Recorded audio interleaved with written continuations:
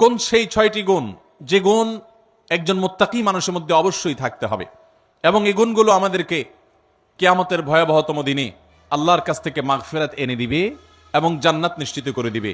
জানা দরকার আছে না নাই? আসুন আমরা সেই 6টি গুণের সাথে পরিচিত হই। যদিও মুত্তাকিদের প্রায় 40টিরও বেশি গুণের কথা কোরআনে আল্লাহ তাআলা আলোকপাত করেছেন। নবী করিম সাল্লাল্লাহু আলাইহি সাল্লামের বহু হাদিসে মুত্তাকিদের বহু গুণের কথা আলোকপাত হয়েছে। সেগুলো নিয়ে একটি দীর্ঘ আলোচনায় আমরা চেষ্টা করেছি মুত্তাকিদের কোরআন হাদিসে যতগুলো গুণ বলেছে সে সবগুলোকে একত্র করার। আজকে শুধুমাত্র আমরা সূরা আলে ইমরানের 133 থেকে 36 আয়াতগুলোর মাধ্যমে এখান থেকে মুত্তাকিদের 6টি বিশেষ গুণের কথা উল্লেখ করব। এই গুণগুলো যদি আপনার মধ্যে থাকে তো আল্লাহর শুকর আদায় করবেন, আর যদি না থাকে এই মজলিসে বসে এইখানেই মনে মনে নিয়ত করবেন যে আল্লাহর কোরআনে একটা গুণের কথা বলা আছে অথচ আমার মধ্যে নাই, আমি কেমন মুসলমান। অতএব এই মসজিদ থেকে নিয়ত করবেন, তাহলে এই গুণটা আমাকে অর্জন করতে হবে ইনশাআল্লাহ তাআলা আমাদের সবাইকে এই গুণগুলো অর্জন করে যাওয়ার তৌফিক দান করুন।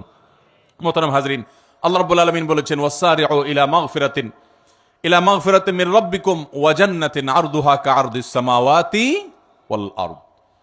তোমরা আল্লাহর মাগফিরাতের দিকে দৌড়াও, প্রতিযোগিতা করো, অগ্রসর হও এবং জান্নাতের দিকে অগ্রসর হও।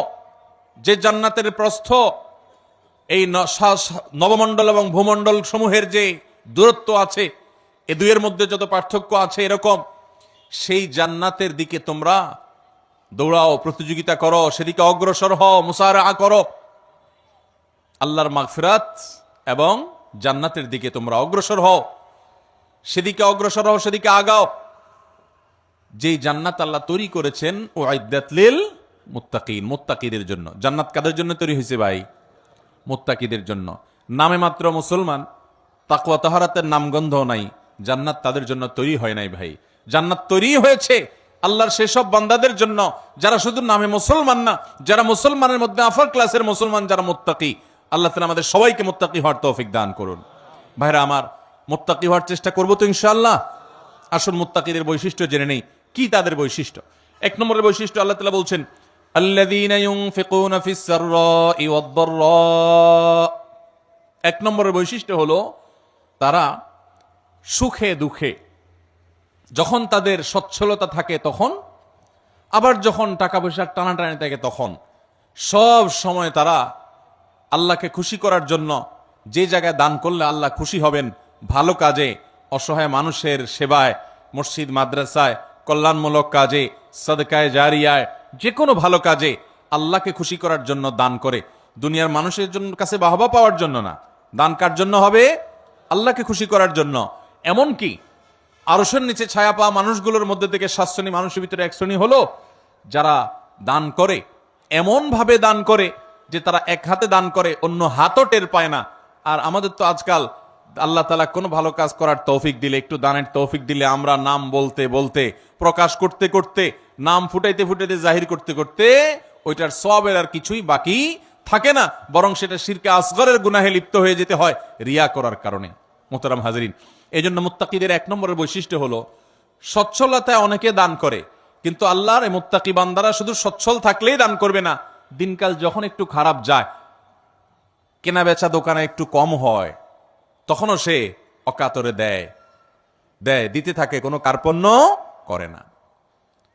তাহলে এই বৈশিষ্ট্যটা আমাদের, যার মধ্যে যতটুকু ঘাটতি আছে, এই মাহফিল থেকে, মজলিস থেকে আসুন মনে মনে নিয়ত করে নেই যে ইনশাআল্লাহ এখন থেকে আল্লাহ তাআলা আমাকে যতটুকু তৌফিক দিবেন ওখান থেকে আমি কিছু আল্লাহর রাস্তায় দান করব, আল্লাহকে খুশি করবার জন্য দিব।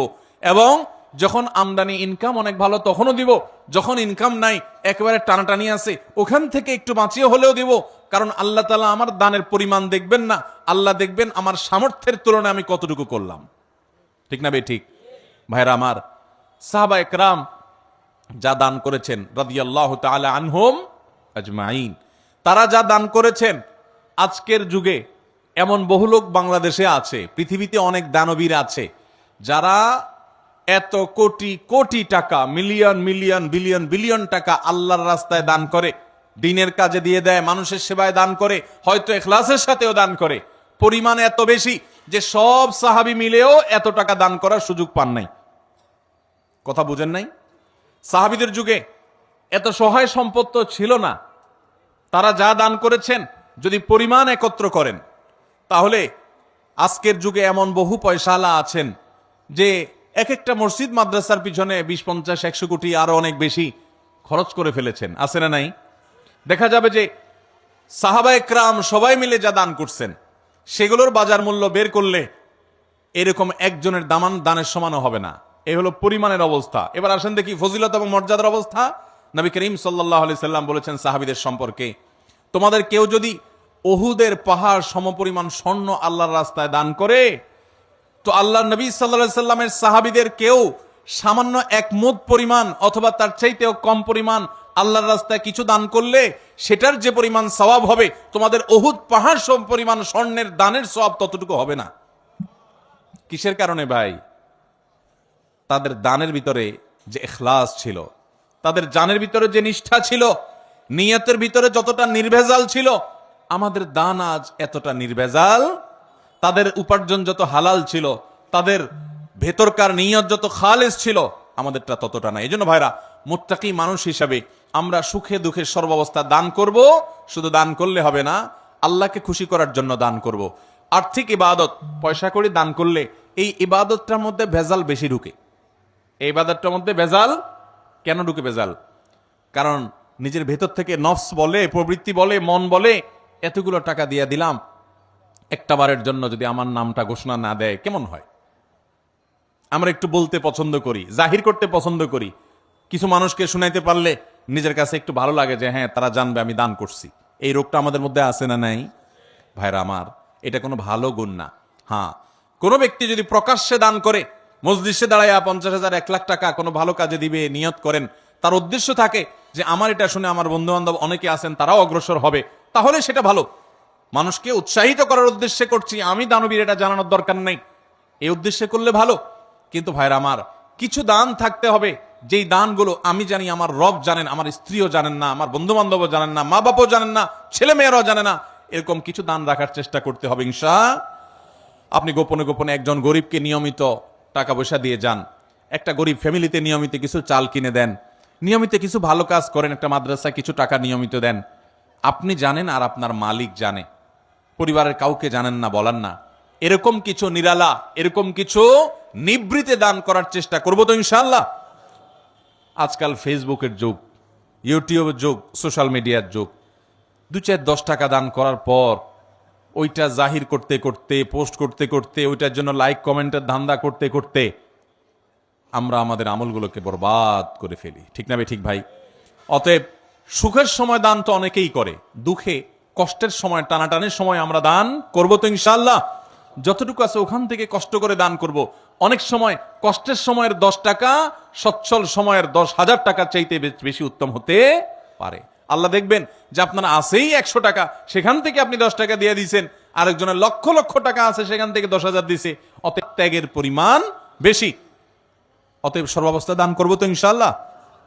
ইমানদার এবং মুত্তাকি যাদের জন্য জান্নাত তৈরি করা হয়েছে, তাদের দ্বিতীয় বৈশিষ্ট্য হলো ওয়াল কাযিমিনাল গায়জ, যারা তাদের ক্রোধ, গোসা এবং রাগকে সংবরণ করে।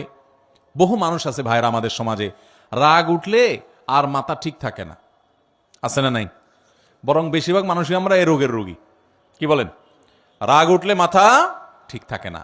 জান্নাত যাদের হবে, যারা জান্নাতের মালিক হবে, যারা আল্লাহর পক্ষ থেকে মাগফিরাতকে পুরস্কার হিসাবে পাবে, ক্ষমা লাভের তৌফিক হবে যাদের, এই মানুষগুলোর দ্বিতীয় বৈশিষ্ট্য, মুত্তাকিদের বৈশিষ্ট্য আল্লাহ বলেছেন ওয়াল কাযিমিনাল গায়জ, তারা রাগ ক্রোধকে কি করবে? নিয়ন্ত্রণ করবে, সংবরণ করবে, আটকে ধরে রাখবে। একটা জায়গায় মারাত্মক মেজাজ গরম হয়েছে কারো উল্টাপাল্টা কথার কারণে, এমন রাগ উঠছে, এখন মনে চাচ্ছে যে ধরে কয়েকটা লাগাই দেই, উথাম থাম মারি, 2-4টা মুখ খারাপ করে বলে ফিরি, একটু ভাঙচুর করি, চিল্লাচিল্লি করি, করার সুযোগও আছে। কিন্তু ওই যে জান্নাত পাওয়ার আশায়, আল্লাহর কাছে প্রিয় বান্দা হওয়ার আশায়, আল্লাহর কাছ থেকে কিয়ামতের ময়দানে ক্ষমা লাভের আশায় সে নিজের রাগটাকে নিয়ন্ত্রণ করে, সংবরণ করে, হজম করে ঢোক গিলে ফেলেছে। রাগটা প্রকাশ করে নাই, বহুত কষ্টে মুখটা লাল হয়ে গেছে, কিন্তু মুখ দিয়ে কিছু বাইর হয় নাই, হাত দিয়ে কিছু করে নাই, জায়গা থেকে সরে গেছে, ওই স্থান ত্যাগ করে গেছে, নিজেকে নিয়ন্ত্রণ করার চেষ্টা করছে। আল্লাহর এই বান্দারা অনেক শ্রেষ্ঠ বান্দা, অনেক প্রিয় বান্দা। এই গুণটা আমাদের আনার জন্য যুদ্ধ করতে হবে, নিজের সঙ্গে সংগ্রাম করতে হবে। ঘরে ঘরে আজ অশান্তি, সমাজে সমাজে আজ অশান্তি, পরিবারে পরিবারে আজ অশান্তি। এই দোষটার কারণে, এই ত্রুটির কারণে স্বামীর কথা স্ত্রী সহ্য করে না, স্ত্রীর কথা স্বামী সহ্য করে না, বাপমার কথা ছেলে মেয়ের সহ্য হয় না, ছেলে মেয়ের কথা বাপমার সহ্য হয় না, ভাইয়ের কথা ভাইয়ের সহ্য হয় না, কাস্টমারের কথা দোকান মালিকের সহ্য হয় না, মালিকের কথা শ্রমিকের সহ্য হয় না, একজনের আরেকজনের সহ্য হয় না, আর লেগে যায় গন্ডগোল। দুনিয়াতেও ক্ষতিগ্রস্ত হয়, লজ্জিত হয়, লাঞ্ছিত হয়, ছোট হয়, আখিরাতেও তার ধ্বংস হয়ে যায়। ঠিক না ভাই? ঠিক। এক সাহাবী এসে বলছেন, ইয়া রাসূলুল্লাহ আউসিনি, আমাকে আপনি একটু উপদেশ দেন। নবী করিম সাল্লাল্লাহু আলাইহি ওয়াসাল্লাম বলেছেন, লা তাগদাব, তোমার জন্য উপদেশ হলো তুমি রাগ করবা না। বলেন যে ইয়া রাসূলুল্লাহ এটা বুঝলাম, আরেকটা উপদেশ করেন।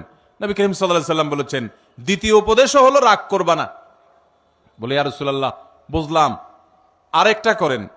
নবী করিম সাল্লাল্লাহু আলাইহি ওয়াসাল্লাম বলেছেন, লা তাগদাব, তৃতীয় উপদেশও তোমার জন্য একটাই, যে রাগ করবা না। এরপর নবী করিম সাল্লাল্লাহু আলাইহি ওয়াসাল্লাম বলেছেন একবার, লা তাগদাব ওয়ালাকাল জান্নাহ, রাগ করবা না, জান্নাত তোমার হবে।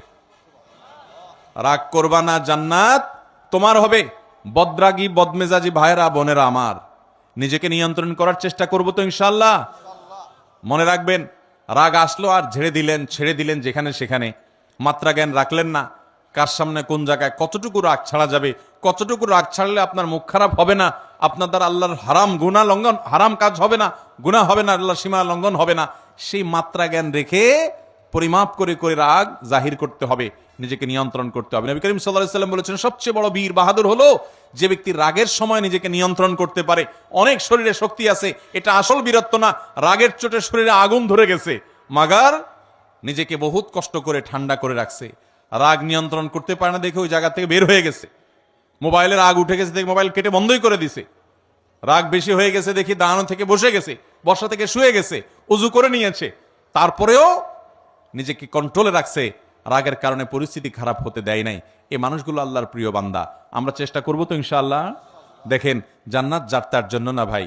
বদমেজাজি হটমেজাজি রাগের চোটে যা তা বলেন, যা তা করেন, আপনার জন্য জান্নাত নয়। অতএব যুদ্ধ করবো তো ইনশাআল্লাহ। শত সহস্র মামলা মোকদ্দমা, খুন, গন্ডগোল, ফাসাদ, মারামারি, এগুলো সব বন্ধ হয়ে যাবে যদি আমরা ইমানদাররা মুত্তাকিদের এই গুণটা অর্জন করি, ওয়াল কাযিমিনাল গায়স। চেষ্টা করবো তো রাগ নিয়ন্ত্রণ করার ইনশাআল্লাহ।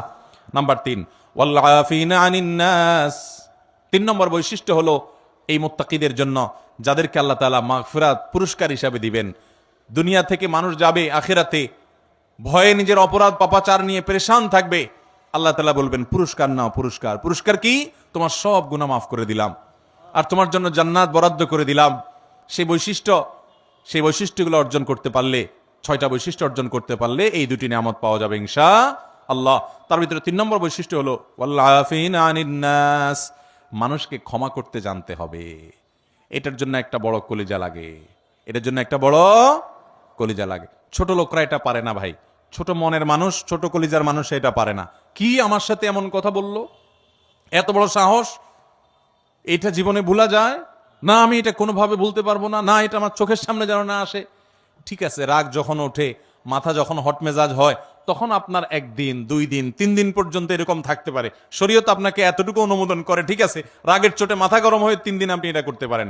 মাগার 3 দিনের জায়গায় 3 মাস হয়ে যাবে, 3 বছর হয়ে যাবে, আপনার রাগ একটু নিয়ন্ত্রণ হবে না, আপনি একটুও ক্ষমা করতে জানবেন না, তাহলে আপনি কোন মুখে আরশে আজিমের মালিকের কাছে কিয়ামতের দিন ক্ষমার আশা করেন? কথা বুঝাতে পারি না ভাই? আমরা আমাদের রব কিয়ামতের দিন ক্ষমা করুক চাই কি চাই না? যদি চাই তাহলে রবের গোলামদেরকেও ক্ষমা করা শিখতে হবে ভাইরা আমার। কাউকে যদি আপনি ক্ষমা না করেন, তার উপর অনেক জেদ থাকে, অনেক ক্ষোভ থাকে, অনেক রাগ থাকে আপনার ভিতরে, তাতে কষ্ট আপনার হবে কি হবে না? আরেকজনের প্রতি জেদ ক্ষোভ রাগের কারণে ভিতরে নিজের জ্বালা পোড়া হয় না, কষ্ট হয় না? আর যদি মাফ করে দেন, মাফ করলে যারে মাফ করছেন তার উপকার হোক বা না হোক, আপনার নিজের উপকার হবে, সাথে সাথে আপনার মনটা দেখবেন পাতলা হয়ে গেছে, আপনার মনটা যেখানে হালকা হয়ে গেছে, নির্ভার হয়ে গেছে, মনের ভিতরে মনে হবে একটা পাথর ছিল, পাথরটা জগদ্দল পাথর যেন সরে গেছে। যদি মানুষকে ক্ষমা করতে জানেন, মানুষকে ক্ষমা করবো তো ইনশাআল্লাহ। অনেক মানুষ আছে খুব শক্ত, লোহার মতো শক্ত, ক্ষমা করতে জানে না, একবার রাগ হইলে তো হইল, আছে না নাই? এগুলো কোনো ভালো মানুষের, ভালো মুসলমানের, ভালো ব্যক্তির এবং মুত্তাকির বৈশিষ্ট্য হতে পারে। আমরা মানুষকে ক্ষমা করবো। এখন কথা হলো, আমি ক্ষমা করলে ও বারবার উল্টাপাল্টা করে, ওর ক্ষতি করে। ভাইরা আমার, ও যদি নিজের ক্ষতি করে সে ক্ষতিগ্রস্ত হবে, কিন্তু আমি তো ক্ষমা করে আল্লাহর কাছ থেকে পুরস্কার পাবো। অতএব আমার লাভ না লাভ নাই, আমি তো আমার নিজের লাভ বুঝবো। পাগলেও নিজের লাভ বুঝে, কিন্তু আমরা নিজেরটা অনেক সময় লাভ বুঝি না। নিজের লস করে হলেও আরেকজনের উপকার করার চেষ্টা করি। আরে ভাই, তার সংশোধন যদি না হয়, আমার অধীনস্থ হলে তাকে আমি শাসন করব, জোর করব, জবরদস্তি করব, রাগ করব, নিয়ন্ত্রিত রাগ, যে রাগের ভিতরে কটু কথা থাকবে না, বিশ্রী কথা থাকবে না, গালমন্দ থাকবে না, জুলুম থাকবে না, সেরকম রাগ করব অধীনস্থ হলে। কিন্তু সেটাও নিয়ন্ত্রিত রাগ হতে হবে। আর মনে রাখতে হবে, ক্ষমা করতে জানলে আল্লাহ ক্ষমা করবেন ইনশাআল্লাহ। কোন এক সালাফ, তার অধীনস্থ বারবার একই ভুল করে, বারবার একই ভুল করে। তো এতবার একই ভুল করার কারণে উনি রাগ হয়ে বলছেন, তোমাকে কতবার আর ক্ষমা করবো এই একটা ভুলের কারণে। তখন সে কানে কানে ওনাকে বলছেন, কিয়ামতের ময়দানে আল্লাহর কাছে দুনিয়াতে একই পাপ যতবার করার পরও মাপের আশা রাখেন, আমাকে ততবার করলেই হবে। আল্লাহ তাআলা আমাদেরকে মানুষকে ক্ষমা করার মতো উদার মন মানসিকতা লালন করার তৌফিক দান করুন। তাহলে মুত্তাকিদের 3 নম্বর বৈশিষ্ট্য হলো ওয়াল আফিনা আনিন নাস, যারা মানুষকে ক্ষমা করে। 4 নম্বর হলো ওয়াল্লাহু ইউহিব্বুল মুহসিনিন, আল্লাহ তাআলা ইহসানকারীদেরকে ভালোবাসেন। অর্থাৎ এটাও মুত্তাকিদের একটা বৈশিষ্ট্য হবে যে তারা ইহসান করবে। ইহসান মানে যে কোনো ভালো কাজ করবে, আল্লাহর বান্দাদের প্রতি অনুগ্রহ করবে, পরোপকারী হবে, মানুষের উপকার করবে। ভাইরা আমার, ডক্টর খন্দকার আব্দুল্লাহ জাহাঙ্গীর রাহিমাহুল্লাহ এদেশে ক্ষণজন্ম একজন আলেমে দ্বীন ছিলেন, ইসলাম বিশ্ববিদ্যালয় কুষ্টিয়ার হাদিসের প্রফেসর ছিলেন, বহু গ্রন্থ এর রচয়িতা ছিলেন। স্যার রাহিমাহুল্লাহ বলেছেন যে আল্লাহ তাআলা আমাকে কোরআন হাদিসের যতটুকু ইলম দিয়েছেন, দেশে বিদেশে বিভিন্ন ইউনিভার্সিটিতে মাদ্রাসায় দীর্ঘকাল পড়াশোনা করে, শিক্ষকতা করে, ইউনিভার্সিটিতে হাদিস পড়ায় যতটুকু আমি কোরআন হাদিস এবং ইসলামের বই পুস্তক পড়ে ইলম অর্জন করেছি, আমি বুঝেছি গোটা ইসলামের জিস্ট 2টা কথা। তার একটা হলো আল্লাহর প্রতি ঈমান আনার পর এবং আল্লাহর মৌলিক মোটা মোটা ফরজ বিধানগুলো মানার পর আল্লাহর জমিনে যে আমলটাতে আল্লাহ সবচেয়ে বেশি খুশি হন, সেটা হলো কোনো মানুষ যখন কোনো মানুষের উপকার করে। আর দ্বিতীয় কথা যেটা শুনলাম বুঝলাম কোরআন হাদিস থেকে, সেটা হলো যে কুফরির পর, বড় বড় কবিরা গুনাহগুলোর পর আল্লাহ সবচেয়ে বেশি নাখুশ হন, অসন্তুষ্ট হন বান্দা যখন আরেকজনের ক্ষতি করে, ক্ষতি করার চেষ্টা করে, পিছে লাগালাগি করে। ভাইরা, এই রোগটা, মানুষের পিছে লাগার রোগটা আমাদের মধ্যে আছে না নাই? আছে। অযথা দেখবেন মহিলাদের মধ্যে রোগ আছে, দোকানদারদের মধ্যে রোগ আছে, রাজনীতিবিদদের মধ্যে রোগ আছে, হুজুরদের মধ্যে রোগ আছে, সাধারণ মানুষের মধ্যে রোগ আছে, যে পিছে লাগ, এর গোষ্ঠী উদ্ধার কর। আছে না নাই? ইমানদার কারোর পিছে লাগবে না ভাই। ইমানদার নিজের চরকায় তেল দিবে। আমার কি হবে কিয়ামতের ময়দানে আমি জানি না। জীবনে 4 রাকাত নামাজ ঠিক মতো নামাজ পড়ে, মনোযোগের সাথে, খুশুখুশুর সাথে পড়ে আল্লাহর কাছে পেশ করার মতো রেডি করতে পারি নাই। কত ত্রুটি, কত মনোযোগ কদিক চলে যায়। সেখানে আমি সারা দুনিয়ার মানুষকে নিয়ে লাগবো, আমার নিজের কি হবে সে চিন্তা করবে। সেই সাথে অন্যের ইসলাহ করব, মানুষের ক্ষতি করার উদ্দেশ্যে, ছিদ্র বের করার উদ্দেশ্যে, দোষ ধরার উদ্দেশ্যে পিছনে লাগালাগি করা।